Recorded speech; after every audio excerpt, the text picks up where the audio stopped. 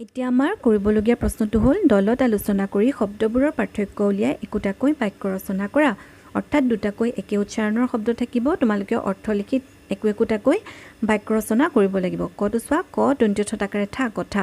আমি যিবিলাক কৈ থাকোঁ সেইবিলাকেই কথা, অৰ্থাৎ উক্তি বাক্য বা বচন। গাঁওবুঢ়াজনৰ কথা সকলোৱে মানি চলে। পিছৰটো হ'ল ক মূৰ্ধন্য থকাৰে থা কথা। কথা মানে হৈছে মাটিৰ জোখ লোৱা একক। মাটি আমি কথা বা বিঘা হিচাপে জোখ লওঁ, সেইটোকে কৈছে কথা। এতিয়া বাক্যটো চাওঁ আহাচোন। মাটি কথাৰ বাহিৰে তাৰ হাতত আৰু একোৱেই নাথাকিল। খটো হ'ল পতকেৰ পা নত দীৰ্ঘইকাৰে দন্ত্য নত দীৰ্ঘইকাৰে নি। পানী সকলোৱে জানাই এবিধ জুলীয়া পদাৰ্থ।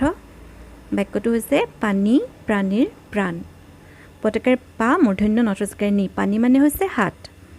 হাতত বীণা লৈ থকাৰ বাবে সৰস্বতী দেৱীক বীণা পানী বুলিও কোৱা হয়।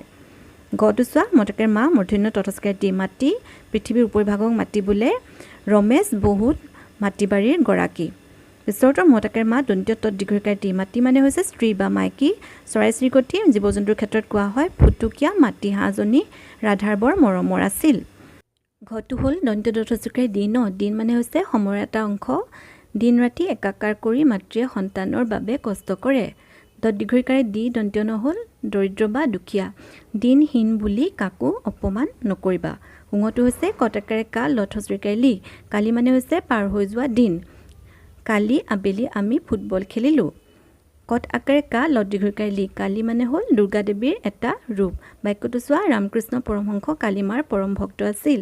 প্ৰথম চ হ'ল খটকাৰে খা লত হস্ৰইকাৰে লি। খালি মানে খাই পেলোৱা বা ভক্ষণ কৰা। পঢ়া শুনা নকৰি নিজৰ মূৰ নিজে খালি বুলি দেউতাকে দীপুক কোবাবলৈ ধৰিলে। খটকাৰে খা লত দীৰ্ঘইকাৰে লি। খালি মানে হৈছে শূন্য। সভা শেষ হোৱাত সভাতলি খালী হৈ পৰিল। শেষৰ প্ৰশ্নটো নাওখনত দিয়া অব্যয় পদেৰে তলৰ বাক্যকেইটা সম্পূৰ্ণ কৰা। নাওখনত চোৱা কি কি আছে। এতেকে গতিকে নাইবা যিহেতু দেখোন কিন্তু আৰু বা। কটো লিখা ৰমলা আৰু ৰহিমলা দুয়ো বাই ভনী। খটো লিখা বিদ্যাই পৰম ধন গতিকে মনোযোগেৰে পঢ়া শুনা কৰিব লাগে। গটো লিখা এটা ঘৰ নাইবা এখন চকীৰ ছবি আঁকা। ঘ কাহিনী শুনিও দেখোন ৰস পোৱা যায়। আৰু আজি মই খেলিবলৈ নাযাওঁ যিহেতু কাইলৈ মোৰ পৰীক্ষা আছে।